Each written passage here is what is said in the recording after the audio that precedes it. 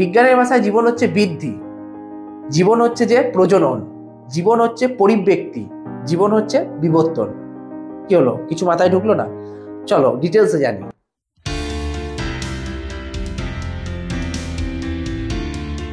Hello, welcome to our channel Arghya and Soumos classes, the heart of learning. তো চলে এসেছি সায়েন্সের ভিডিও নিয়ে। সায়েন্সের প্রথম ভিডিও 2024-এ। থাম্বনেল থেকে বুঝতেই পারছো চ্যাপ্টারটা কি।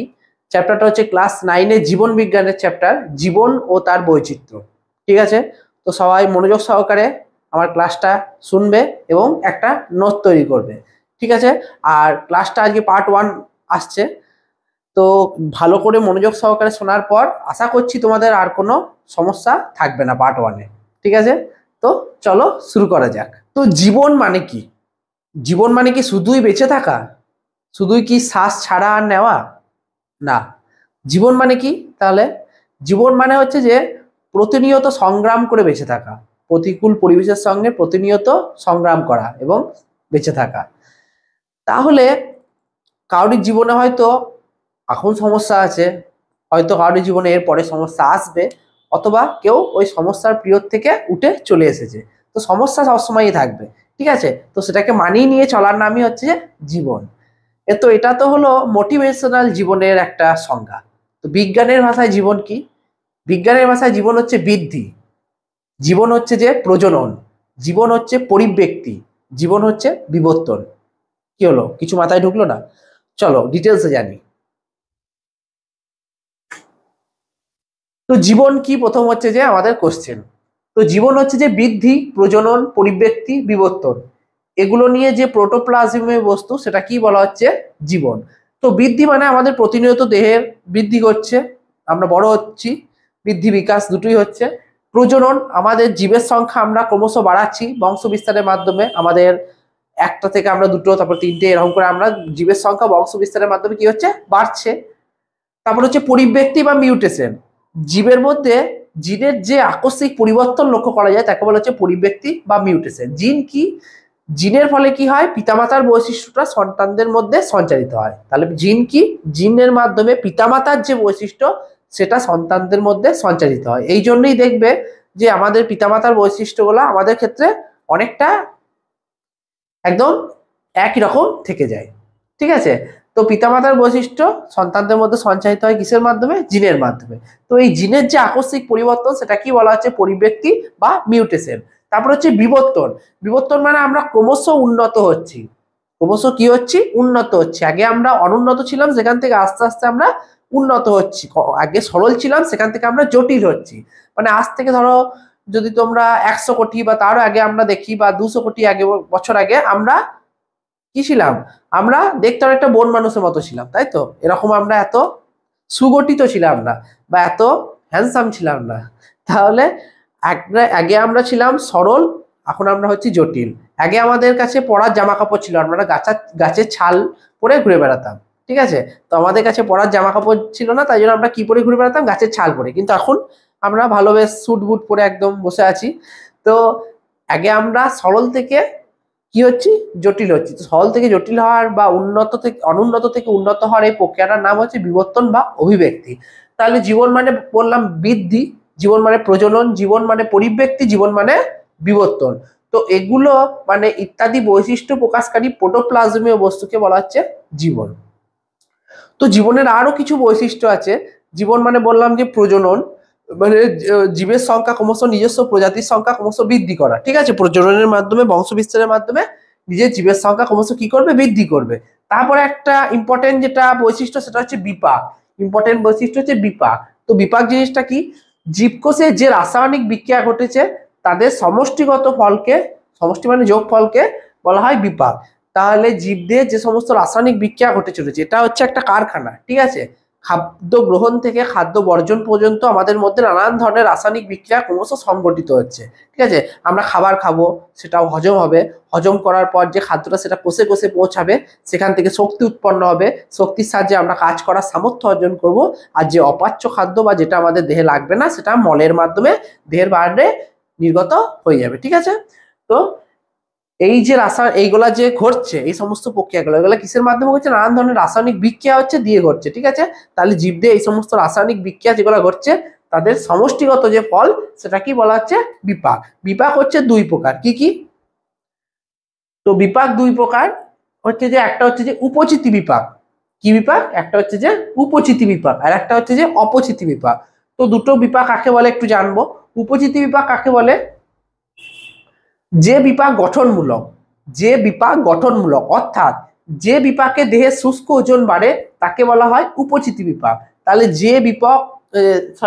যে বিপাক গঠনমূলক মানে কোনো কিছু তৈরি করে, অর্থাৎ যে বিপাকে দেহের ওজনটা কি হয়? বৃদ্ধি পায়, তাকে বলা হচ্ছে উপচিতি বিপাক। যেমন সালোক সংশ্লেষ।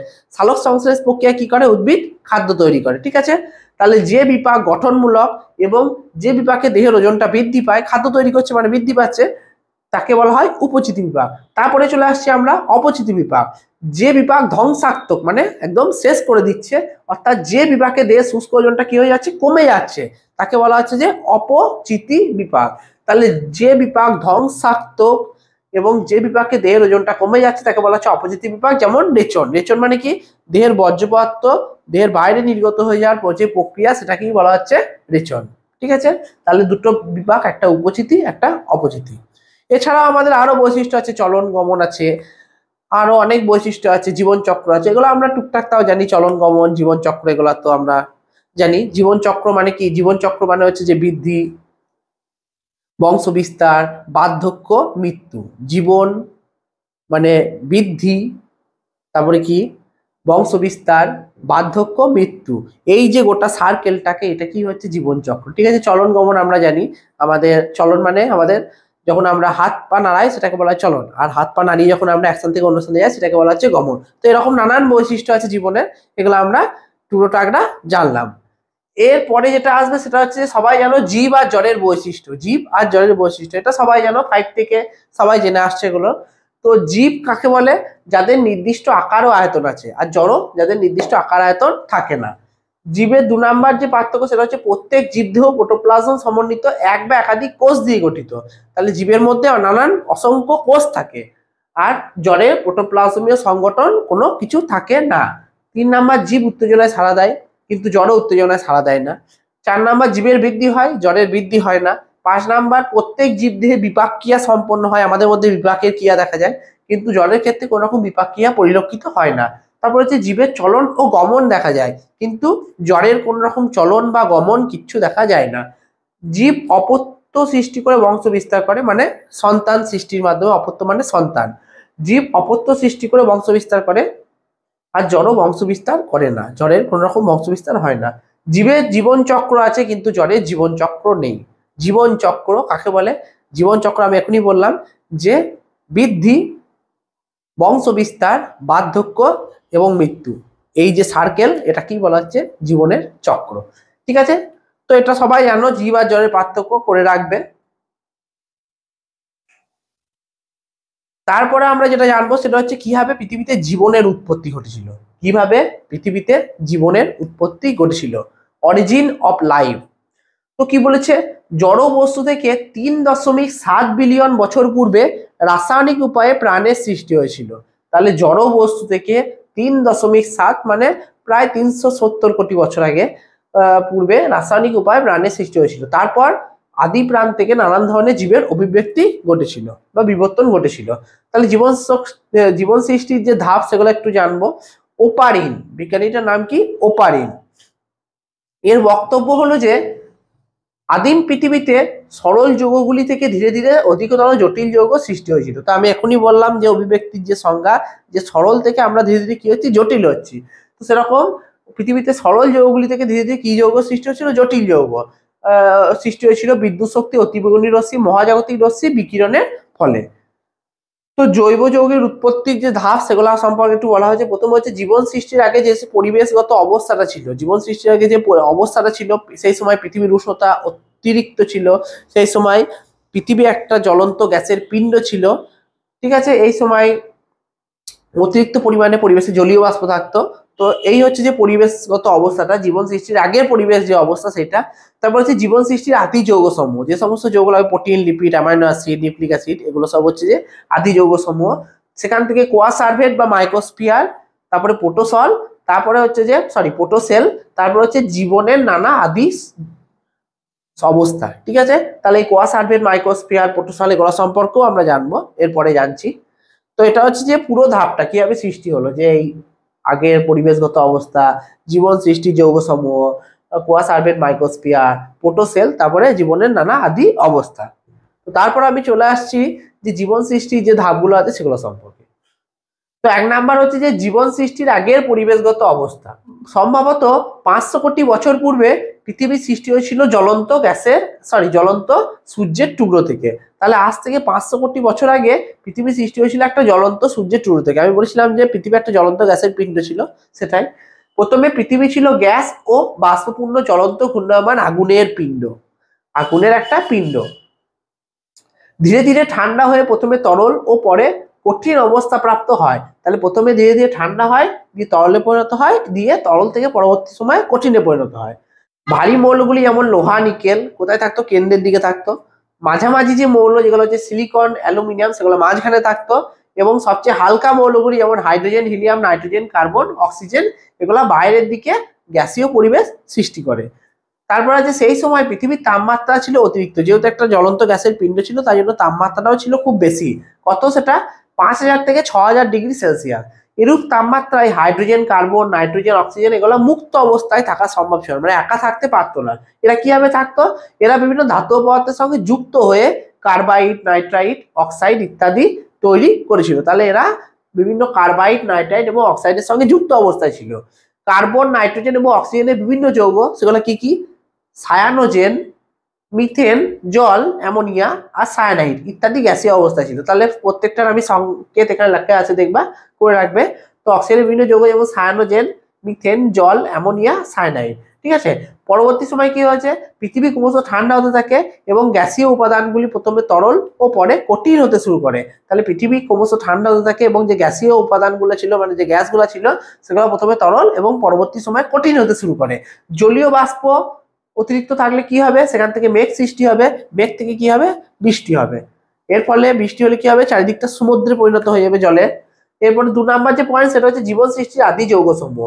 জীবন সৃষ্টির যে যৌগ সমূহগুলো ছিল সেগুলো সম্পর্কে, যে সকল জৈব যৌগগুলি ঘনীভবন বা পলিমারাইজেশন বিক্রিয়ার দ্বারা নানান জটিল যৌগের উৎপত্তি করেছিল। সেগুলো কি কি? Carbohydrate, protein, lipid, amino acid, fatty acid, nucleic acid ইত্যাদি। ঠিক আছে, তাহলে carbohydrate, protein, lipid, amino acid, fatty acid, nucleic acid ইত্যাদি। ঠিক আছে, তাহলে এইগুলো হচ্ছে জীবনের আদি যৌগসমূহ। এগুলো ছাড়া আমাদের যে জীবনের যে সৃষ্টি যে ধাপ, সেগুলোই ইনকমপ্লিট থাকতো। ঠিক আছে, তো এগুলো হচ্ছে জীবনের মূল উপাদান। তো এইসব আদি যৌগ সমন্বিতভাবে জীবন সৃষ্টি করেছিল, প্রাথমিকভাবে জীবন সৃষ্টি করেছিল। এরপরে হচ্ছে যে প্রোটোসলের উৎপত্তি। তো আদিম পৃথিবীতে কি হয়েছিল? গোটাটা সমুদ্রে পরিণত হয়ে গেছিল। তো যেরকম সবাই চিকেন স্যুপ সবাই খেয়েছো, চিকেন স্যুপ।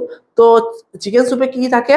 স্যুপের মধ্যে চিকেন গুলা কি থাকে? ভেসে বেড়ায়। ঠিক আছে, স্যুপের মধ্যে চিকেন গুলা ভেসে বেড়ায়। ঠিক সেরকম আদিম পৃথিবীটা কি ছিল? সমুদ্রে পরিণত হয়েছিল। সেই সমুদ্রের জলটা কি ছিল? উত্তপ্ত ছিল, কারণ টেম্পারেচারটা অতিরিক্ত হাই ছিল। তাই জন্য সমুদ্রের এই উত্তপ্ত জলে এই সমস্ত যে যৌগগুলো তোমরা পড়লে, যেমন carbohydrate, protein, lipid, amino acid, nucleic acid, এগুলো কি বেরোতো? চিকেন স্যুপের মতো ভেসে বেড়াতো, উত্তপ্ত জলের মধ্যে কি বেড়াতো? ভেসে বেড়াতো। তো এটা দেখে বিজ্ঞানী হ্যালডেন মনে একজন বিজ্ঞানী, যার নাম দিয়েছিলেন তপ্ত লঘু স্যুপ বা হট ডাইলট স্যুপ। ঠিক আছে, তাহলে সমুদ্রের উত্তপ্ত জলে এই সমস্ত যে যৌগসমূহ যেমন protein, lipid, amino acid, nucleic acid, এগুলা ভেসে বেড়াতো ওই গরম জলে। এগুলোকে বিজ্ঞানী হ্যালডেন নাম দিয়েছিলেন তপ্ত লঘু স্যুপ বা হট ডাইলট স্যুপ। ঠিক আছে, তো দেখি পড়ি যে আদিম পৃথিবীতে সমুদ্রের জলে অ্যামাইনো অ্যাসিড, প্রোটিন ইত্যাদি পর্যাপ্ত ছিল, মানে অতিরিক্ত ছিল, যথেষ্ট ছিল। প্রোটিনগুলি গরম তরল স্যুপ থেকে আলাদা হয়ে একসঙ্গে জড়ো হয়ে কোলোয়েড জাতীয় গঠন সৃষ্টি করেছিল। তাহলে প্রথমে তো হট ডাইলট স্যুপ হলো, তারপর আলাদা হয়ে কোলোয়েড জাতীয় একটা গঠন সৃষ্টি করেছিল, যাকে বিজ্ঞানী ওপারির নাম দিয়েছিল কোয়া সারভেট। কোলো এর জাতীয় গঠন, কোলোয়েড মানে কি? যেগুলা কোনো তরলের মধ্যে মিশতে পারে না, মানে অসমসত্ব অস্বচ্ছ একটা মিশ্রণ উৎপন্ন করে। যেমন জলের মধ্যে বালি বা জলের মধ্যে যে কোনো উপাদান যেগুলো মিশতে পারে না, চা, সেগুলো হচ্ছে যে ক্লোরাইড জাতীয় উপাদান। ঠিক আছে, তো উপারিন কোয়া সার্ভের নাম দিয়েছিল সেটাকে, মানে যেটা ওই তপ্ত লঘু স্যুপ থেকে আলাদা হয়ে ওই সমস্ত যৌগগুলা ক্লোরাইড জাতীয় একটা গঠন সৃষ্টি করেছিল, যেটাকে নাম দিয়েছিল বিজ্ঞানী উপারিন কি, কোয়া সার্ভেট। যা ছিল প্রথম জীবকোষ, যা হচ্ছে প্রথম জীবকোষ, এটি লিপিড, প্রোটিন ও কার্বোহাইড্রেট দ্বারা গঠিত। ঠিক আছে, তো এতে কোষ পর্দার মতো দ্বিস্তরীয় একটা দুটো কোষ পর্দা যেমন দুটো আবরণ থাকে, সেরকম এর মধ্যেও দ্বিস্তরীয় আবরণ ছিল। কিন্তু এই যে একজনা নাম দিয়েছিল এই ক্লোরাইড জাতীয় গঠনটাকে নাম দিয়েছিল বিজ্ঞানী ওপারিন কি, কোয়া সার্ভে। কিন্তু এইটাকে আরেকজন বিজ্ঞানী নাম দিয়েছিল, বিজ্ঞানীটার নাম হচ্ছে বিজ্ঞানী ফক্স। বিজ্ঞানী ফক্স, ফক্সের মতে এর নাম ছিল মাইক্রোস্ফিয়ার। ঠিক আছে, তাহলে যে হট ডাইলস স্যুপ ছিল, যেগুলাতে ভেসে গিয়ে বেড়াতো জীবনের আদি যৌগ সমূহ, যেমন প্রোটিন, লিপিড, অ্যামাইনো অ্যাসিড, এগুলো যখন আলাদা হয়ে গিয়ে একটা ক্লোরাইড জাতীয় গঠন সৃষ্টি করে, যেটিকে বিজ্ঞানী ওপারিন নাম দিয়েছিলেন কি, কোয়া সার্ভেট। কিন্তু অপর একজন বিজ্ঞানী যেটার নাম দিয়েছিলেন মাইক্রোস্ফিয়ার। তাহলে দুজন বিজ্ঞানী দুটো আলাদা আলাদা নাম দিয়েছিলেন, একটা হচ্ছে যে কোয়া সার্ভেট, একজন হচ্ছে মাইক্রোস্ফিয়ার। ঠিক আছে, তাহলে মাইক্রোস্ফিয়ার হলো প্রথম কোষীয় জীব। ঠিক আছে, তাহলে ওপারিনও বলেছিল এটা প্রথম জীবকোষ বা কোষীয় জীব, আর ওই ক্ষেত্রে বিজ্ঞানী ফক্সও বললেন যে না, মাইক্রোস্ফিয়ারও প্রথম কোষীয় জীব। ঠিক আছে, যেহেতু উনি ওই নামটা দিয়েছিলেন। তারপরে যে আছে এই স্ট্যান্ড যেটা করবে যে কোয়া সার্ভেট বা মাইক্রোস্ফিয়ার, তাহলে একজনের নাম দিয়েছিল ওপারিন, নাম দিয়েছিল কোয়া সার্ভেট, আর ফক্স নাম দিয়েছিল মাইক্রোস্ফিয়ার। তাহলে দুটো নামই গ্রাহ্য হয়েছে, যে কোয়া সার্ভেট বা মাইক্রোস্ফিয়ারের সঙ্গে নিউক্লিক অ্যাসিড পরস্পর যুক্ত হয়ে সৃষ্টি করেছিল আদিকোষ বা প্রোটোসল বা প্রোটোবায়ন। তাহলে এই কোয়া সার্ভেট বা মাইক্রোস্ফিয়ারের সঙ্গে নিউক্লিক অ্যাসিড যুক্ত হয়ে সৃষ্টি করেছিল প্রোটোসল। ঠিক আছে, যেটা হচ্ছে আদি কোষ। তারপর লাস্ট যে ধাপ সেটা হচ্ছে জীবনের নানা আদি অবস্থা। জীবনের নানা আদি অবস্থা, তো প্রথম উৎপন্ন আদি কোষ ছিল নিউক্লিয়াসবিহীন প্রোক্যারিওটিক কোষ। তাহলে নিউক্লিয়াসবিহীন প্রোক্যারিওটিক কোষ, তাহলে যাদের নিউক্লিয়াস থাকে না, কোষীয় অঙ্গাণু থাকে না, যেমন রাইবোজোম, লাইসোজোম, রাইবোজোম, লাইসোজোম, এই সমস্ত থাকে না, গলগি বস্তু, এগুলো থাকে না, তাদেরকে বলা হচ্ছে যে প্রোক্যারিওটিক কোষ। তাহলে যাদের নিউক্লিয়াস থাকে না প্লাস কোষীয় অঙ্গাণু থাকে না, তাদেরকে বলা হচ্ছে প্রোক্যারিওটিক কোষ। এটা আমরা ক্লাস 8 জেনেছিলাম প্রোক্যারিওটিক কোষ কাকে বলে। কাদের দেখা যায়, ব্যাকটেরিয়া, নীলাভ, সবুজ শৈবাল ইত্যাদি ছিল এই প্রকার কোষ। তারপরে প্রোক্যারিওটিক কোষ থেকে সৃষ্টি হয়েছিল ইউক্যারিওটিক কোষ বা আদর্শ কোষ, যেটা হচ্ছে আমাদের কোষটা। ঠিক আছে, এদের নিউক্লিয়াসও থাকে, কোষীয় অঙ্গাণু থাকে। কিছু আদর্শ কোষে সবুজ কণা সৃষ্টি হলো। এই ধরনের কোষ থেকে উদ্ভিদ ও প্রাণী দ্বিধারায় বিভিন্ন জীব সৃষ্টি করলো। তাহলে প্রথমে প্রোক্যারিওটিক কোষ, তারপরে ইউক্যারিওটিক কোষ, দিয়ে এখান থেকে আস্তে আস্তে জীবনের উৎপত্তি হতে থাকলো। ঠিক আছে, এটা হচ্ছে পুরো যে ধাপটা। ঠিক আছে, এই পুরো ধাপটা সোজা, একটুখানি রিডিং পড়বে, বুঝবে, দিয়ে নিজের ভাষায় লেখার চেষ্টা করবে। পরবর্তী টপিক হচ্ছে জীব বৈচিত্র্য। বৈচিত্র্য মানে নানান সম্ভার, জীবের যে আলাদা আলাদা ভাব, সেটাকে বলা হচ্ছে জীব বৈচিত্র্য। ঠিক আছে, তো বিভিন্ন প্রকার বাস্তুতন্ত্রে অথবা পরিবেশে কিংবা বাসস্থলে জীবের মধ্যে যে বিভিন্নতা দেখা যায়, জীবের মধ্যে যে বিভিন্নতা দেখা যায় তাকে বলা হচ্ছে জীব বৈচিত্র্য। তাহলে এখানে শুধুমাত্র আমরা মানুষ নাই, নানান ধরনের জীব আছে, যেমন পশু পাখি, বিভিন্ন ধরনের কীট পতঙ্গ, সমস্ত কিছু একসঙ্গে বসবাস করছি, শুধুমাত্র তো আমরা একা নয়। তাহলে জীবের মধ্যে যে সম্ভার বা নানান ধরনের জীবের যে বৈচিত্র্য, সেটা কি বলা হচ্ছে, জীব বৈচিত্র্য। তাহলে বিভিন্ন প্রকার বাস্তুতন্ত্রে অথবা পরিবেশে কিংবা বাসস্থলে জীবের মধ্যে যে বিভিন্নতা লক্ষ্য করা যায় বা দেখা যায়, তাকে বলা হচ্ছে জীব বৈচিত্র্য। এবারে দুটো টপিক আমরা জানবো। প্রকরণ, প্রতিটি প্রজাতির জীবেদের বৈশিষ্ট্যের মধ্যে যে ক্ষুদ্র ক্ষুদ্র পার্থক্য দেখা যায় তাকে বলা হচ্ছে প্রকরণ বা ভেদ। তাহলে প্রতিটি প্রজাতির জীবের মধ্যে কিছু না কিছু পার্থক্য দেখা যায়। যেমন আমাদের মানুষের যে প্রজাতি, তার মধ্যে আমরা সবাই এক নয়। আমি যেরকম, আমার মধ্যে কিছু বৈশিষ্ট্য আছে, তোমাদের মধ্যে কিছু বৈশিষ্ট্য আছে, আমরা কেউ একে অপরের মতো নয়। ঠিক আছে, আমাদের মধ্যে কম বেশি কিছু না কিছু বৈশিষ্ট্য থেকেই থাকবে, তফাৎ কিছু থাকবেই। তো এই প্রতিটি প্রজাতির জীবেদের বৈশিষ্ট্যের মধ্যে যে ক্ষুদ্র ক্ষুদ্র পার্থক্য দেখা যায়, সেটাকেই বলা হচ্ছে প্রকরণ। মিউটেশন, পরবর্তী টপিক, যে জীবের মধ্যে, আমি এটা বললাম, জীবের মধ্যে জিনের যে পরিবর্তন, আকস্মিক হঠাৎ পরিবর্তন, সেটাকে বলা হচ্ছে মিউটেশন। জীবের মধ্যে জিনের আকস্মিক পরিবর্তনকে বলা হচ্ছে মিউটেশন বা পরিব্যক্তি। ঠিক আছে, তারপরে এটা আসবে, সেটা হচ্ছে জীববিদ্যা। জীববিদ্যা, তো কি বলেছে, বিজ্ঞানের যে শাখায় জীবনের তথা জীবের রীতি প্রক্রিয়া ও তার বৈচিত্র্য সম্পর্কে আলোচনা করা হয় তাকে বলা হচ্ছে জীববিদ্যা। ঠিক আছে, বিজ্ঞানের যে শাখায় কি করা হয়, জীব কিভাবে বেঁচে থাকে, তারা কিভাবে পরিবেশের সঙ্গে মানিয়ে নেয়, তাদের জীবনের প্রক্রিয়া রীতি এইসব সম্পর্কে আলোচনা করা হয়, সেটাকে বলা হচ্ছে জীববিদ্যা। ঠিক আছে, তারপরে জীববিদ্যার উদ্দেশ্য কি, জীববিদ্যা আমরা কেন পড়বো বা জীববিদ্যার গুরুত্ব কি সেটা একটু জানতে হবে। তো 1 নম্বর পয়েন্টে আছে যে পারিপার্শ্বিক পরিবেশে উদ্ভিদ প্রাণী কীটপতঙ্গ ইত্যাদি সম্পর্কে কৌতূহল সৃষ্টি করা। তাহলে আমাদের আশেপাশে পরিবেশে যে সমস্ত উদ্ভিদ আছে, প্রাণী আছে, কীটপতঙ্গ আছে, তাদের জানার সম্পর্কে, সেগুলো যাতে আমরা জানতে পারি তার জন্য আমাদের মধ্যে একটা কৌতূহল সৃষ্টি করে। 2 নম্বর, প্রকৃতির বিভিন্ন জীবের মধ্যে পারস্পরিক নির্ভরশীলতা এবং পরিবেশের সঙ্গে তাদের সামগ্রিক সম্পর্ক সম্পর্কে অব্যাহত করে। তাহলে প্রকৃতির বিভিন্ন জীবের মধ্যে যে পারস্পর একে অন্যের উপর নির্ভরশীলতা এবং পরিবেশের বিভিন্ন সামগ্রিক সম্পর্ক নিয়ে তাদের একটা জ্ঞান অর্জন করা হয়। ঠিক আছে, তারপরে 3 নম্বর হচ্ছে উদ্ভিদ জগৎ ও প্রাণী জগৎ সম্পর্কে আন্তরিক ভালোবাসা ও মর্মাত্মবোধ গড়ে তোলা। তাহলে উদ্ভিদ জগৎ মানে সমস্ত উদ্ভিদদের নিয়ে, প্রাণী জগৎ মানে সমস্ত প্রাণীদের নিয়ে, এদের মধ্যে ভালোবাসা এবং দয়া মায়া এগুলোকে গড়ে তোলা। 4 নম্বর, মর্মাত্মবোধ মানে হচ্ছে দয়া মায়া এগুলো। ঠিক আছে, 4 নম্বর হচ্ছে প্রকৃতির জীবনের সম্পর্কে, প্রকৃতির জীবনের সঙ্গে সম্পর্কযুক্ত বিভিন্ন সামাজিক সমস্যা সম্পর্কে জ্ঞান জাগ্রত করা। তাহলে প্রকৃতির বিভিন্ন সামাজিক যে সমস্ত সমস্যাগুলো আসছে, যে প্রাকৃতিক জীবনে বেঁচে থাকতে গেলে কিছু তো সমস্যা থাকবেই সামাজিক, সেগুলো সম্পর্কে নিজেদের জ্ঞানকে জাগ্রত করা। ঠিক আছে, তো এইটা হচ্ছে যে এই 4টে হচ্ছে যে জীববিদ্যার পড়ার উদ্দেশ্য। তারপরে আমরা জীববিদ্যার সঙ্গে বিভিন্ন বিজ্ঞানের আমরা সংযুক্তিটা আমরা একটু জানবো, জীববিদ্যার সঙ্গে বিভিন্ন বিজ্ঞানের সংযুক্তি। তো প্রথমেই যেটা আছে সেটা হচ্ছে জীবের সঙ্গে পদার্থবিদ্যার সংযুক্তি, মানে জীববিদ্যার সঙ্গে পদার্থবিদ্যার সংযুক্তি, বায়োফিজিক্স। তাহলে জীববিদ্যার সঙ্গে পদার্থবিদ্যার সমন্বয়ে, জীববিদ্যার সঙ্গে পদার্থবিদ্যার সমন্বয়ে গঠিত বিজ্ঞানী হলো জীব পদার্থবিদ্যা। তাহলে জীববিদ্যাও থাকবে পদার্থবিদ্যাও থাকবে, দুটো একসঙ্গে সংযুক্তিটাকে বলা হচ্ছে জীব পদার্থবিদ্যা। তারপরে 2 নম্বর হচ্ছে জীব রসায়ন, বায়োকেমিস্ট্রি। তাহলে জীববিদ্যার সঙ্গে কার সংযোগ, রসায়ন, কেমিস্ট্রির সংযোগকে বলা হচ্ছে যে জীব রসায়ন। 3 নম্বর হচ্ছে জীব পরিসংখ্যান বিদ্যা বা জীবমিতি, বায়োমেট্রি। ঠিক আছে, বায়োমেট্রি। তাহলে এটি জীববিদ্যার সঙ্গে পরিসংখ্যান বিদ্যার সমন্বয়ে গঠিত হয়। তাহলে জীববিদ্যার সঙ্গে পরিসংখ্যান বিদ্যার সমন্বয়। তারপর হচ্ছে জীব ইলেকট্রনিক্স বিদ্যা বা বায়োনিক্স, বায়োনিক্স। তো জীববিদ্যার সঙ্গে ইলেকট্রনিক্স বিদ্যার যে সহযোগ বা সংযোগ সেটাকে বলা হচ্ছে বায়োনিক্স। জীববিদ্যার সঙ্গে ইলেকট্রনিক্স বিদ্যার যে সংযোগ সেটাকে বলা হচ্ছে বায়োনিক্স। এছাড়া আরো কিছু আছে, যেটা হচ্ছে 5 নম্বর হচ্ছে যে প্রত্ন জীববিদ্যা। জীববিজ্ঞানের যে শাখায় ফসিল বা জীবাশ্ম নিয়ে আলোচনা করা হয়, ফসিল বা জীবাশ্ম। আজ থেকে বহু কোটি বছর আগে যে সমস্ত উদ্ভিদ বা প্রাণী মারা গিয়েছে, তারা মাটির চাপ বা তাপে সেগুলো কিসে পরিণত হয়ে গেছে, পাথুরে, একটা পাথরে পরিণত হয়ে গেছে, পাথুরে মাটিতে পরিণত হয়ে গেছে, যেটাকে বলা হচ্ছে জীবাশ্ম বা ফসিল। তো এগুলো সম্পর্কে জ্ঞান অর্জন করা যায়। তাহলে জীববিজ্ঞানে যে শাখায় ফসিল বা জীবাশ্ম নিয়ে আলোচনা করা হয় সেটা হচ্ছে যে প্রত্ন জীব বিদ্যা। তারপর হচ্ছে নৃবিদ্যা। নৃবিদ্যাটা কি, জীববিজ্ঞানে যে শাখায় মানুষের উৎপত্তি, অভিব্যক্তি, সভ্যতা ইত্যাদি নিয়ে আলোচনা করা হয় তাকে বলা হচ্ছে নৃবিদ্যা।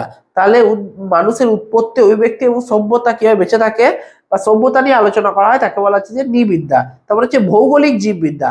ভূগোল ও ভূবিদ্যার সঙ্গে যে জীববিদ্যার সম্পর্ক, ভূগোল ও ভূবিদ্যা মানে পৃথিবীর বিভিন্ন জায়গার অবস্থান, তাদের বৈচিত্র্য, ভূ মানে পৃথিবী, সেগুলো নিয়ে আলোচনা করা হয়। তাহলে ভূগোলের সঙ্গে পৃথিবীর যে সমন্বয় সেটাকে বলা হচ্ছে যে ভৌগোলিক জীববিদ্যা।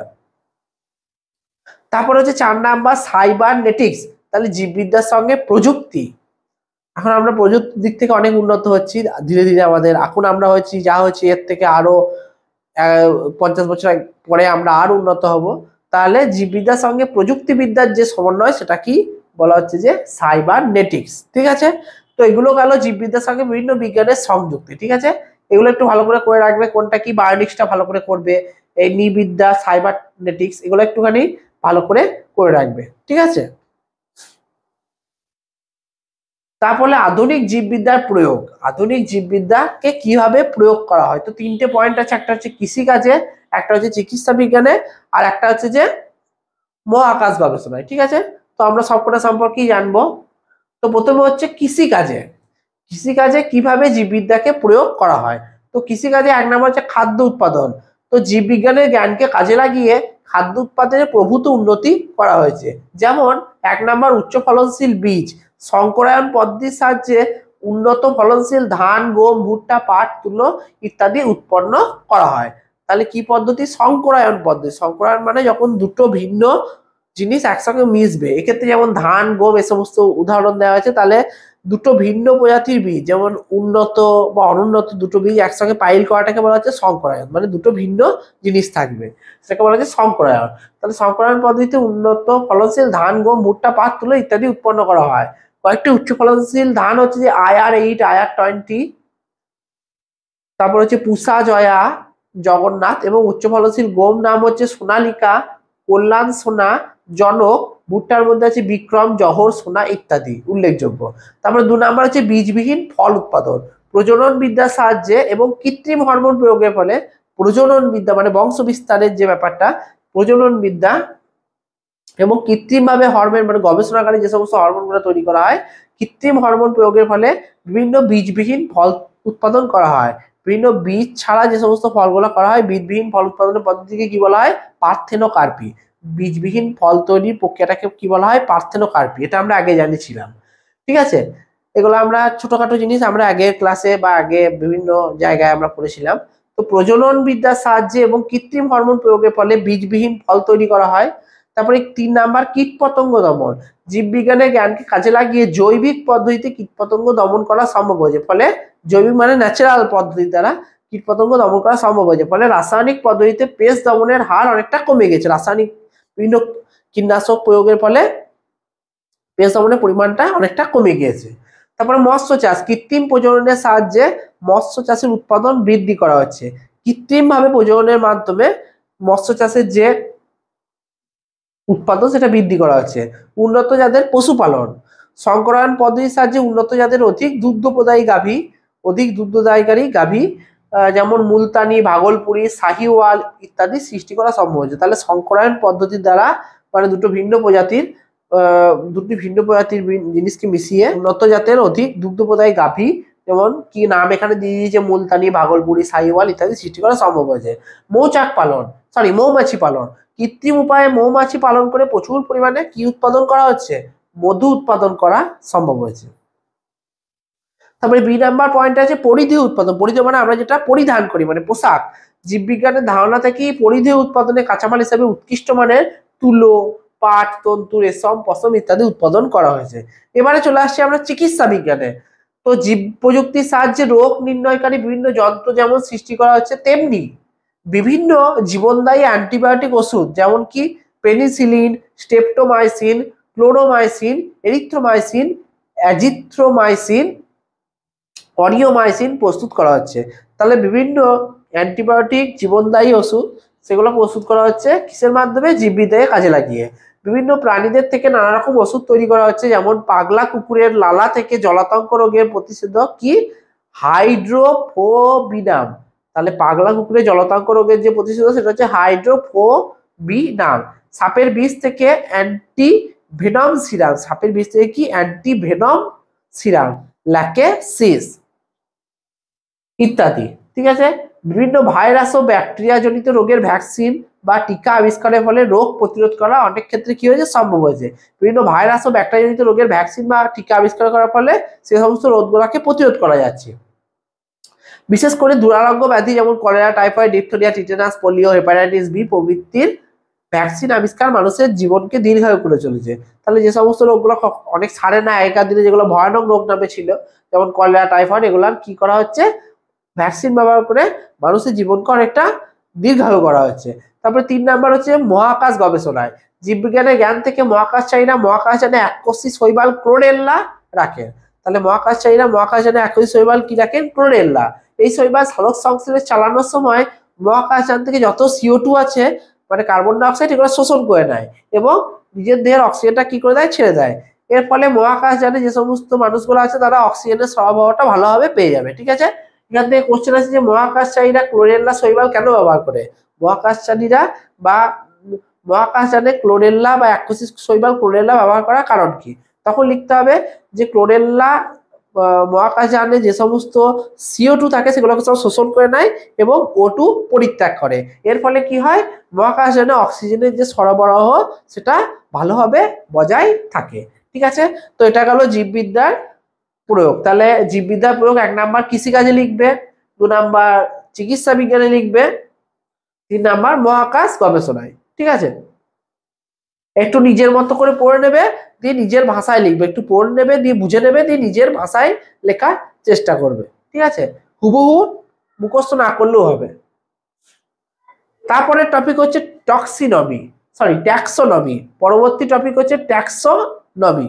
ঠিক আছে, ট্যাক্সোনমি মানে কি, জীববিজ্ঞানের যে শাখায় জীবের নামকরণ, শনাক্তকরণ ও শ্রেণীবিন্যাস পদ্ধতি আলোচনা করা হয় তাকে বলা হচ্ছে ট্যাক্সিনমি। তাহলে জীববিজ্ঞানের যে শাখায় জীবের নামকরণ, শনাক্তকরণ ও শ্রেণীবিন্যাস এই পদ্ধতিগুলো নিয়ে আলোচনা করা হয় তাকে বলা হচ্ছে ট্যাক্সিনমি। প্রতিটি জীবকে নিজস্ব একটা নাম দেওয়া হয়, যেমন আমাদের সবারই কিছু নিজস্ব নাম আছে, সেই নামের ভিত্তিতে তাদের কি করা হয়, শনাক্ত করা হয়, চেনা হয় এবং তাদেরকে বৈশিষ্ট্যের ভিত্তিতে শ্রেণীবিন্যাস করা হয়, মানে উপর থেকে বড় থেকে ছোট বা এরকম শ্রেণীবিন্যাস করা হয় তাদের বৈশিষ্ট্যের ভিত্তিতে।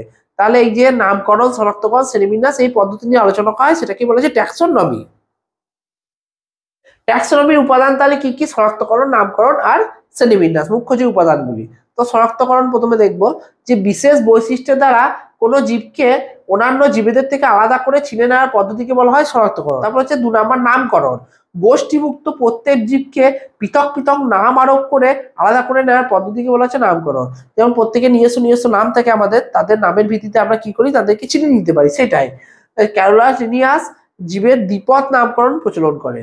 গণ ও প্রজাতি নিয়ে গঠিত জীবের নামকরণকে বলা হচ্ছে দ্বিপদ নামকরণ। তাহলে দুটো জিনিস, গণ আর প্রজাতি নিয়ে যেটা তৈরি হয় সেটা হচ্ছে দ্বিপদ, মানে দুটো পদ থাকবে যার, একটা পদ হচ্ছে গণ আর একটা হচ্ছে প্রজাতি। যেমন আম গাছের দ্বিপদ নাম হচ্ছে ম্যাঙ্গোফিরা ইন্ডিকা, মানে বিজ্ঞানসম্মত নাম এটাই, তাহলে ম্যাঙ্গোফিরা ইন্ডিকা।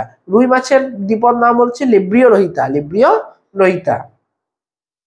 শ্রেণীবিন্যাস, জীবেদের বিভিন্ন গোষ্ঠী, যেগুলো কি কি, পর্ব, শ্রেণী, বর্গ, গোত্র, গণ, প্রজাতি অন্তর্ভুক্ত করার পদ্ধতিকে বলা হচ্ছে শ্রেণীবিন্যাস। তাদেরকে বিভিন্ন সজ্জাক্রমে সাজানোর যে প্রক্রিয়া সেটাকে বলা হচ্ছে শ্রেণীবিন্যাস। বিভিন্ন শ্রেণীতে তাদেরকে সাজানো, যেমন শ্রেণীগুলো কি কি, পর্ব, শ্রেণী, বর্গ, গোত্র, গণ, প্রজাতি। এবার হচ্ছে ট্যাক্সোনমির গুরুত্ব। বৈচিত্র্যময় জীবজগতে বর্তমানে বিভিন্ন প্রকার জীবেদের সম্পর্কে জ্ঞান আরোহণ করা সহজ হয়। তাহলে বিভিন্ন ধরনের বৈচিত্র্যময় জগতে এখানে বিভিন্ন প্রাণীদের আবাসস্থল, বিভিন্ন ধরনের জীব থাকে, নানান ধরনের পশু পাখি, নানান ধরনের কিছু জীব থাকে, তাদের সম্পর্কে কি করা যায়, জ্ঞান জানা যায়, মানে বিভিন্ন ধরনের তাদের সম্পর্কে, তাদের রীতি প্রক্রিয়া, তাদের জীবন চক্র, তাহলে কিভাবে বেঁচে থাকে সেসব নিয়ে আমরা জ্ঞান অর্জন করতে পারি। বিভিন্ন গোষ্ঠীভুক্ত জীবেদের মধ্যে পারস্পরিক সম্পর্কটা নির্ণয় করা যায়। অগণিত জীবের মধ্যে কোনো বিশেষ জীবকে কি করা যায়, শনাক্ত করা যায়। অগণিত মানে অনেক জীবের মধ্যে কোনো একটা বিশেষ জীবকে কি করা যায়, শনাক্ত করা যায়।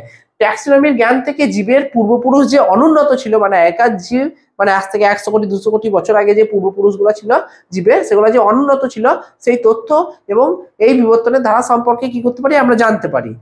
নতুন আবিষ্কৃত কোনো জীব বা বিশেষ গুরুত্বপূর্ণ কোনো জীবকে শনাক্ত করা সম্ভব হচ্ছে। নতুন আবিষ্কৃত কোনো জীবকে বা বিশেষ গুরুত্বপূর্ণ কোনো জীবকে কি করা যায়, শনাক্ত করা যায়।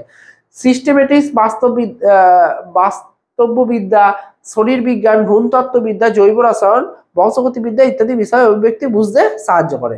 ঠিক আছে, তাহলে ট্যাক্সোনমির যে গুরুত্ব সেটা একটু ভালো করে করবে, গোটা 3-4টে ভালো করে পয়েন্ট ভালো করে মুখস্থ করবে, তাহলেই হবে। বুঝে নিয়ে মুখস্থ করবে অবশ্যই। হায়ারকি জিনিসটা কি, পরবর্তী টপিক হচ্ছে হায়ারকি।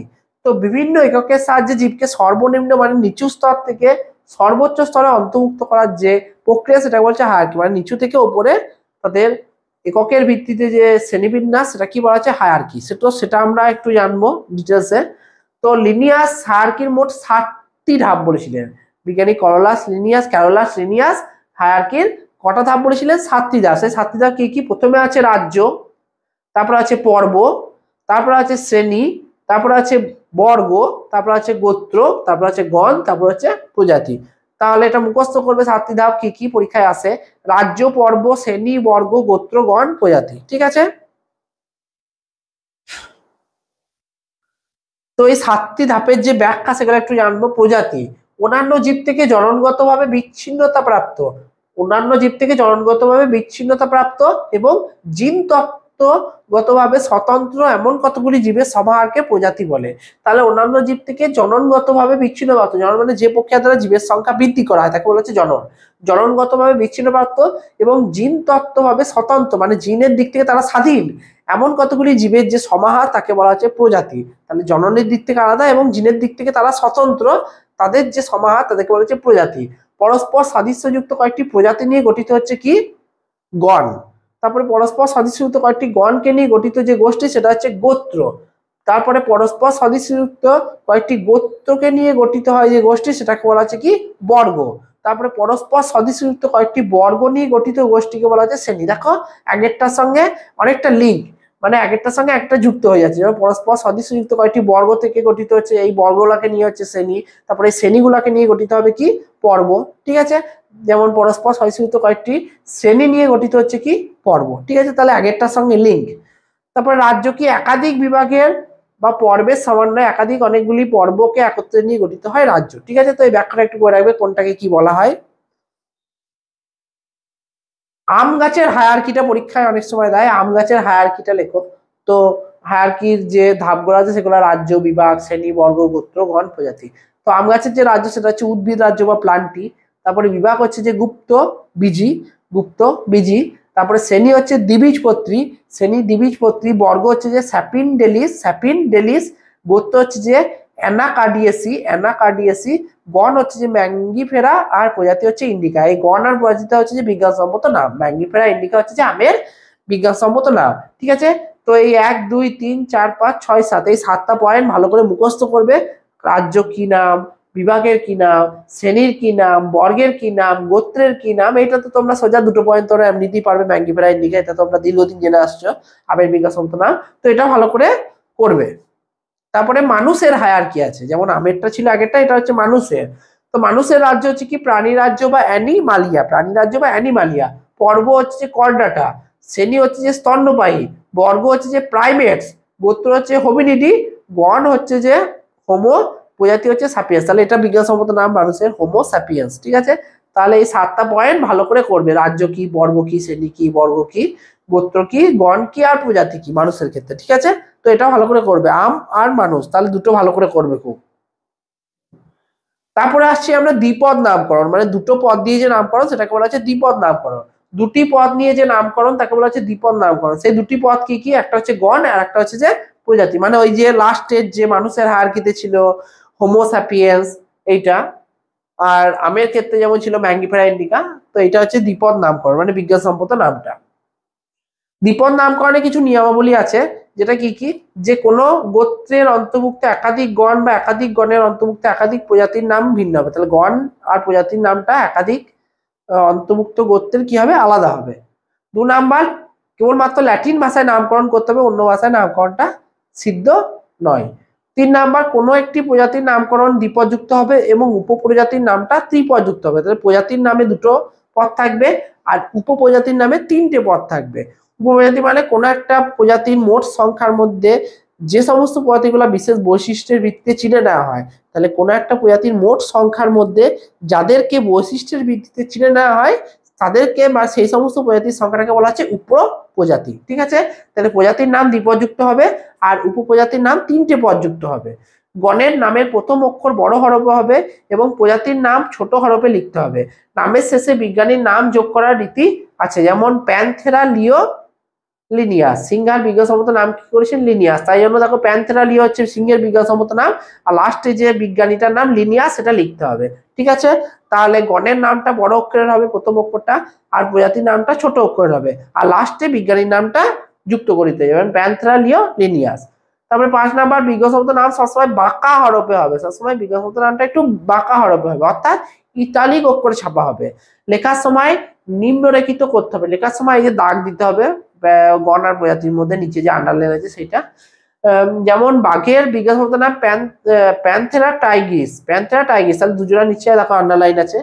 6 নাম্বার হচ্ছে, যদি কোনো উদ্ভিদের একাধিক নাম থেকে থাকে বা একাধিক উদ্ভিদের নাম একই হয়ে থাকে তবে সর্বপ্রথম যে নামটা দেওয়া হয়েছিল সেটাই সিদ্ধ হবে।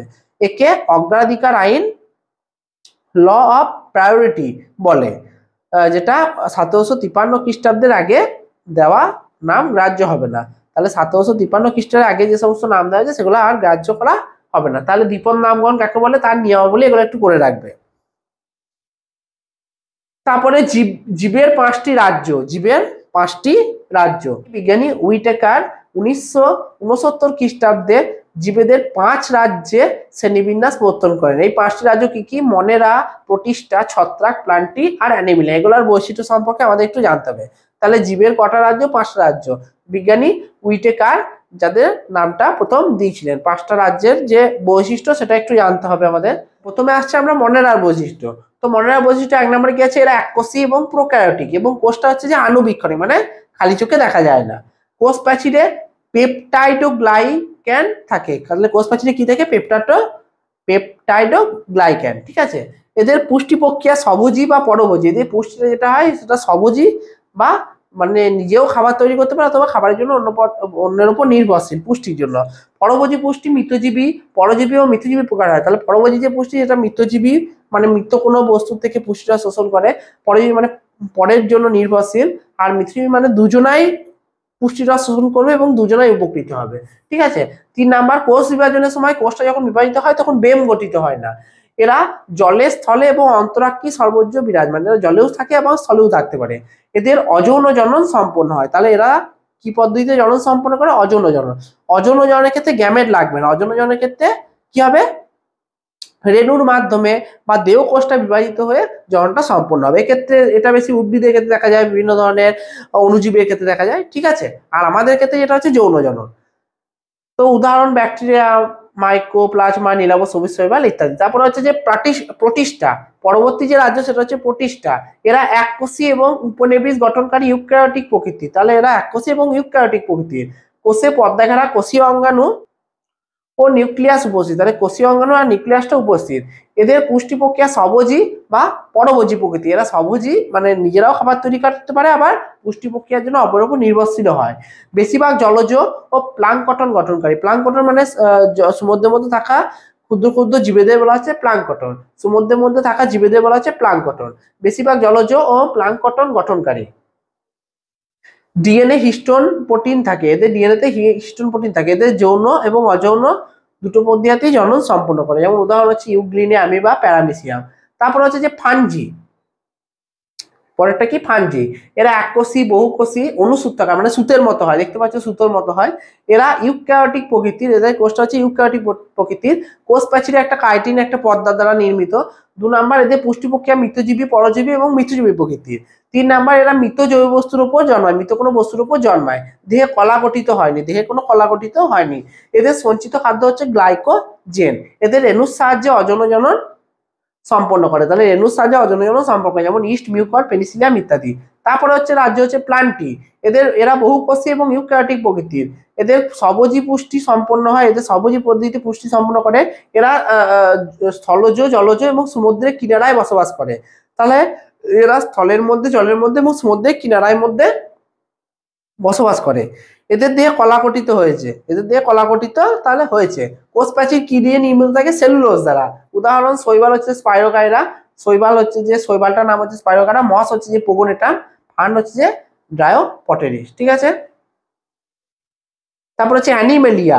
এরা বহুকোষী এবং ইউক্যারিওটিক প্রকৃতির। কোষে কোষ প্রাচীর থাকে না। কোষের মধ্যে কোনো রকম কোষ প্রাচীর থাকে না এবং বড় কোনো ভ্যাকুওলও থাকে না কোষের মধ্যে। তাহলে কোষ প্রাচীরও থাকবে না, আবার কোনো ভ্যাকুওলও থাকবে না। প্লাস্টিক থাকে না, প্লাস্টিকও থাকে না। তাহলে কোষ প্রাচীরও থাকে না, ভ্যাকুওলও থাকে না, আবার প্লাস্টিকও থাকে না। এগুলো সব কোষীয় অঙ্গাণু। তো 2 নাম্বার, পরভোজী পদ্ধতিতে পুষ্টি সম্পন্ন করে, মানে পুষ্টির জন্য এরা পরের উপর নির্ভরশীল। এরা স্থলজ, জলজ, স্বাধীনজীবী এবং পরজীবী রূপে বসবাস করে। এরা জলজ, স্থলজ, স্বাধীনজীবী এবং পরজীবী রূপেও বসবাস করতে পারে। দেহে কলা, অঙ্গ, তন্ত্র গঠিত হয় না। দেহে কলা মানে অনেকগুলি কোষ থেকে তৈরি হয় কলা, অনেকগুলি কলা থেকে তৈরি হয় অঙ্গ, এবং অনেকগুলি অঙ্গের সাহায্যে তৈরি হয় তন্ত্র। গঠিত হয়েছে। কয়েকটি প্রাণী ছাড়া এরা গমনে সক্ষম। কয়েকটি প্রাণী ছাড়া এরা এক স্থান থেকে অন্য স্থানে গমন করতে পারে। যেমন পরিফেরা, অঙ্গুরিমাল। পরিফেরার উদাহরণ হচ্ছে সাইকন, অঙ্গুরিমাল হচ্ছে কেঁচো, সন্ধিপদী প্রাণী পর্বের হচ্ছে যে চিংড়ি, কম্বোজ পর্বের হচ্ছে শামুক, আর কণ্টকতকি পর্বের হচ্ছে যে তারা মাছ, ঠিক আছে। তো উদাহরণ একটা দুটো করে রাখবে ভালো করে, তাহলে এই 5টার যে বৈশিষ্ট্য প্রাণী রাজ্যে সেটা ভালো করে করবে।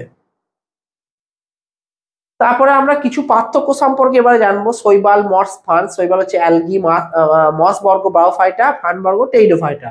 তো কি পার্থক্য বলেছে? এরা সমাঙ্গদেহী, অর্থাৎ দেহ, মূল, কাণ্ড, পাতা বিবৃত নয়। এরা সমাঙ্গদেহী, এবং অর্থাৎ সমাঙ্গদেহী কাকে বলে? তাদের দেহ মূল, কাণ্ড, পাতা থাকে না। এদের দেহে কাণ্ড সদৃশ্য অংশ থাকে যার নাম হচ্ছে কলিট, কাণ্ডের মতো অংশ। পাতা সদৃশ্য অংশ থাকে যার নাম হচ্ছে ফাইলিন, থাকে কিন্তু মূল থাকে না। তাহলে কাণ্ড আর পাতা থাকে কিন্তু মূল থাকে না। মূলের পরিবর্তে রাইজয়েড থাকে। তাহলে মূলের পরিবর্তে এক ধরনের গুচ্ছাকার অঙ্গ সুতোর মতো একসঙ্গে বের হয়, যেটাকে বলা হচ্ছে রাইজয়েড। এদের দেহ মূল, কাণ্ড, পাতায় বিভাজিত। এদের দেহ মূল, কাণ্ড, পাতা থাকে, আর কাণ্ডটা হচ্ছে রাইজোম প্রকৃতির। কাণ্ডটা কি প্রকৃতির? রাইজোম প্রকৃতির। পাতা দুই প্রকারের, ক্ষুদ্র ও সূক্ষ্ম মাইক্রোফাইলাম আর বড় প্রসারিত মেগাফাইলাম। তাহলে ক্ষুদ্র বা সূক্ষ্ম ছোট মাইক্রোফাইলাম থেকে, আর বড় বা সব থেকে প্রসারিত মেগাফাইলাম। এরা সাধারণত জলজ প্রকৃতির, আর এরা বেশিরভাগ উদ্ভিদ বীজের স্থানে জন্মায়। তবে নিষেকের সময় এরা জলের প্রয়োজন হয়, তাই এদের উভচর বলে। যেহেতু এরা জলের স্থলে উভয় জায়গায় জন্মায়, তাদেরকে বলা হচ্ছে উভচর। এরা স্থলজ প্রকৃতির উদ্ভিদ। ঠিক আছে। সংবহন কলাতন্ত্র অনুপস্থিত। সংবহন কলা অনুপস্থিত।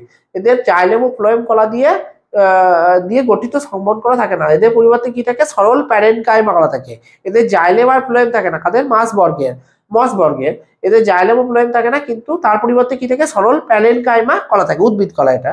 তারপর উদ্ভিদ দিয়ে জাইলেম ও ফ্লোয়েম কলা নিয়ে গঠিত সংবহন কলা থাকে। তাহলে এদের জাইলেম ও ফ্লোয়েম থাকে। কাদের? ফান বর্গের। উদাহরণ ক্লামাইডোমোনাস, এককোষী শৈবাল, ভলবক্স, পাইরোগারা ইত্যাদি। রিক্সিয়া থ্যালাস প্রকৃতির। থ্যালাস প্রকৃতি মানে যাদের মূল, কাণ্ড, পাতা এখনো ঠিকভাবে গঠিত হয়নি, বা মূল কাণ্ড দ্বারা যাদের বিভাজিত নয়। ঠিক আছে। রিক্সিয়া থ্যালাস প্রকৃতির। পোগোনেটাম ও ফিউনেরিয়া হচ্ছে কাণ্ড ও পত্রযুক্ত মস, কাণ্ড ও পাতায় যুক্ত মস। তারপর হচ্ছে ওই দিকের উদাহরণ হচ্ছে যে লাইকোপোডিয়াম, ড্রায়োফটেরিস আর সুসনি। ঠিক আছে, সুসনি। তাহলে শৈবাল, মস আর ফানের পার্থক্যটা ভালো করে করবে।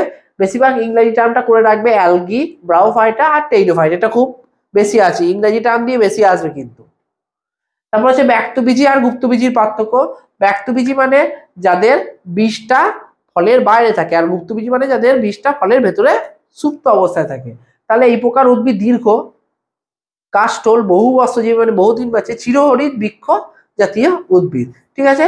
তাহলে এই প্রকার উদ্ভিদ দীর্ঘ, কাষ্ঠল, বহু বর্ষজীবী এবং চিরহরিৎ উদ্ভিদ। আর এই প্রকার উদ্ভিদ বিরুৎ, গুল্ম, বৃক্ষ জাতীয় হতে পারে। বিরুৎ জাতীয় হতে পারে, গুল্ম জাতীয় হতে পারে, আবার বৃক্ষ জাতীয় হতে পারে। এদের ফল গঠিত হয় না, বীজগুলি নগ্ন প্রকৃতি। এদের ফল গঠিত হয় না, বীজগুলা খোলা থাকে, নগ্ন। তাই এদের ব্যক্তবীজী বলা হয়। তাহলে বীজটা ফলের যেহেতু বাইরে থাকে, তাই জন্য বলা হচ্ছে নগ্ন প্রকৃতি, যাকে বলা হচ্ছে ব্যক্তবীজী। নগ্ন মানে খোলা। এদের প্রকৃত ফল গঠিত হয়, ফলের মধ্যে বীজ অবস্থান করে। এদের যে বীজটা সেটা ফলের ভেতরে সুপ্ত অবস্থায় থাকে, লুকিয়ে থাকে, তাই জন্য বলা হচ্ছে গুপ্তবীজী। গুপ্ত মানে লুকিয়ে থাকা। 3 নাম্বার, বীজে একাধিক বীজপত্র থাকে। বীজপত্রের সংখ্যা একটি বা দুটি। এক্ষেত্রে গর্ভধারণের পূর্বে শস্য গঠিত হয়, তাই এরা শস্যটা হ্যাপ্লয়েড প্রকৃতি, মানে এন। এদের দুবার নিষেকের পর শস্য গঠিত হয়, তাই জন্য যে শস্যটা সেটা হচ্ছে ট্রিপ্লয়েড। ট্রিপ্লয়েড মানে 3, তাহলে 3N এদেরটা। উদাহরণ সাইকাস, পাইনাস, নিটাম। আর এদের উদাহরণ হচ্ছে ধান, মটর আর আম। তারপর হচ্ছে একবীজপত্রী আর দ্বিবীজপত্রী। একবীজপত্রী আর দ্বিবীজপত্রী। একবীজপত্রী উদ্ভিদ প্রধানত বিরুৎ জাতীয়, গুল্ম ও বৃক্ষ সংখ্যা কম, বেশিরভাগই 1 বছর মানে 1 বছর বাজে। তো একবীজপত্রী যাদের একটি বীজপত্র থাকে, তাদের একবীজপত্রী, যাদের দুটি বীজপত্র থাকে তাদের দ্বিবীজপত্রী। এটা আমরা আগে জেনেছিলাম। তো একবীজপত্রী উদ্ভিদে প্রধানত বিরুৎ জাতীয় হয়। এছাড়া গুল্ম ও বৃক্ষ কিছু হতে পারে, তবে সংখ্যায় খুব কম। এরা 1 বছর বাঁচে। দ্বিবীজপত্রী উদ্ভিদ সাধারণত বৃক্ষ জাতীয় হয় এবং বেশিরভাগ বহু বছর বাঁচে। বিরুৎ ও গুল্মের সংখ্যাটা এক্ষেত্রে কম। মূলটা অস্থানিক প্রকৃতি মানে গুচ্ছ মূল, আর এক্ষেত্রে মূলটা স্থানিক মূল মানে প্রধান মূল থেকে সৃষ্টি হয়। যখন ভ্রূণমূল থেকে মূলটা সৃষ্টি হবে তখন তাকে বলা হবে স্থানিক মূল। যখন ভ্রূণমূল ছাড়া উদ্ভিদের অন্যান্য অংশ, পাতা, কাণ্ড, যে কোনো অংশ থেকে মূল সৃষ্টি হবে তখন বলা হচ্ছে অস্থানিক মূল। ঠিক আছে। কাণ্ড শাখাহীন, কাণ্ড শাখা প্রশাখা যুক্ত। পাতায় সমান্তরাল শিরা থাকে এবং সমাঙ্গ পৃষ্ঠ প্রকৃতি। সঙ্গপৃষ্ঠ মানে যখন পাতার 2 তলই সূর্যের আলো পায় এবং 2 তলই মসৃণ হয় তখন তাকে বলা হচ্ছে সমাঙ্গ পৃষ্ঠ। আর পাতা জালের মতো হয়, মাকড়সার জালের মতো ওর মধ্যে শিরা থাকে। এবং বিষমপৃষ্ঠ। বিষমপৃষ্ঠ মানে যখন পাতার একটা তলে সূর্যের আলো পায় এবং অপর তলে পায় না, ফলে যে তলে আলোটা পেয়েছে সেটা মসৃণ হয়, আর অপর তলটা অমসৃণ হয়, সেটাকে বলা হচ্ছে বিষমপৃষ্ঠ। ঠিক আছে। বীজে একটি মাত্র বীজপত্র থাকে, তাই একে একবীজপত্রী বলে। বীজে দুটি বীজপত্র থাকে, তাই জন্য একে দ্বিবীজপত্রী বলে। উদাহরণ ধান, গম, ভুট্টা। আর এক্ষেত্রে উদাহরণ হচ্ছে যে আম, মটর, ছোলা আর তেঁতুল। ঠিক আছে, তো আজকের ক্লাসটা এইটুকুনি, পার্ট 1টা। পরবর্তী ক্লাসে আমরা প্রাণী রাজ্যের শ্রেণীবিভাগ সম্পর্কে জানবো, সেগুলো সম্পর্কে আরো ডিটেলসে জানবো পার্ট 2তে, সেটাও খুব তাড়াতাড়ি আসবে। তো এটা তোমরা ভালো করে নোট তৈরি করে ভালো করে পড়বে। তো আশা করছি তোমরা বুঝতে পেরেছো। এছাড়াও যদি তোমাদের কোনো প্রশ্ন থেকে থাকে তাহলে অবশ্যই কমেন্টে জানাবে, এবং ভিডিওটা তোমাদের পরিচিতদের মধ্যে, বন্ধু বান্ধবদের মধ্যে ভালো করে সবাইকে ছড়িয়ে দাও, কারণ সবারই প্রয়োজন। তো সহজ সরলভাবে ভালোভাবে বুঝতে পারবে আশা করছি। বেশ, ঠিক আছে, তো আজকের ক্লাসটা এইটুকুনি। সবাই ভালো থেকো, সুস্থ থেকো, টাটা।